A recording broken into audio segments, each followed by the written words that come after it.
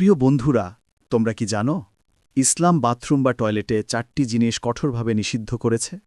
নবী মোহাম্মদ সাল্লাল্লাহু আলাইহি ওয়াসাল্লাম আমাদের দৃঢ়ভাবে সতর্ক করে দিয়েছেন যে এই 4টি কাজ কখনোই করবেন না, এমনকি ভুল করেও না।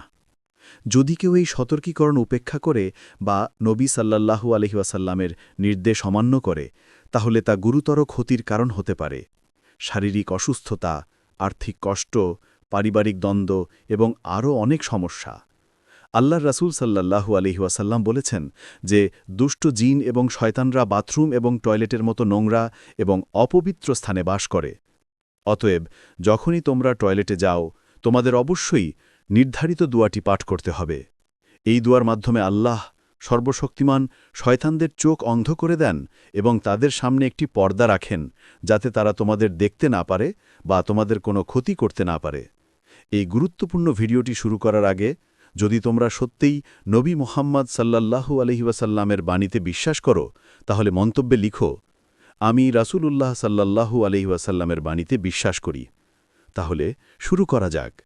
আসসালামু আলাইকুম প্রিয় সম্মানিত দর্শক। আমাদের দেশে অনেকেরই বাথরুমের ভেতরে গান গুনগুন করা, কবিতা আবৃত্তি করা বা কথা বলা অভ্যাস আছে, কিন্তু গোসল করার সময় এটি কখনোই করা উচিত নয়। গোসল করার সময় সুন্নাত এবং নবী মুহাম্মদ সাল্লাল্লাহু আলাইহি ওয়াসাল্লামের শেখানো পদ্ধতি অনুসরণ করুন। প্রবেশের আগে দোয়াটি পাঠ করুন এবং বের হওয়ার সময় আলহামদুলিল্লাহ বলুন। যদি আপনি বাথরুমে প্রবেশের আগে দোয়াটি পড়তে ভুলে যান, তাহলে মনে মনে আউযু বিল্লাহি মিনাশ শাইতানির রাজিম অথবা বিসমিল্লাহির রহমানির রহিম পড়তে পারেন। জোরে জোরে বলবেন না, কারণ নবী মুহাম্মদ সাল্লাল্লাহু আলাইহি ওয়াসাল্লাম বাথরুমে প্রবেশের পর জিকির বা দোয়া করতে নিষেধ করেছেন। এই নির্দেশটি সুনানে আবু দাউদের 18 নম্বর হাদিসে পাওয়া যায়, যার অর্থ হল প্রবেশের আগে দোয়াটি পাঠ করতে হবে, পরে নয়। আরও মনে রাখবেন, যদি আপনি ভুল করে ডান পা দিয়ে বাথরুমে প্রবেশ করেন, তাহলে জিন আপনাকে প্রভাবিত করতে পারে। তাই সর্বদা প্রথমে আপনার বাম পা দিয়ে প্রবেশ করুন এবং এই দোয়াটি পড়ুন। নবী সাল্লাল্লাহু আলাইহি ওয়াসাল্লাম আরও বলেছেন যে দুষ্ট জিনরা নোংরা এবং দুর্গন্ধযুক্ত স্থানে সবচেয়ে বেশি উপস্থিত থাকে।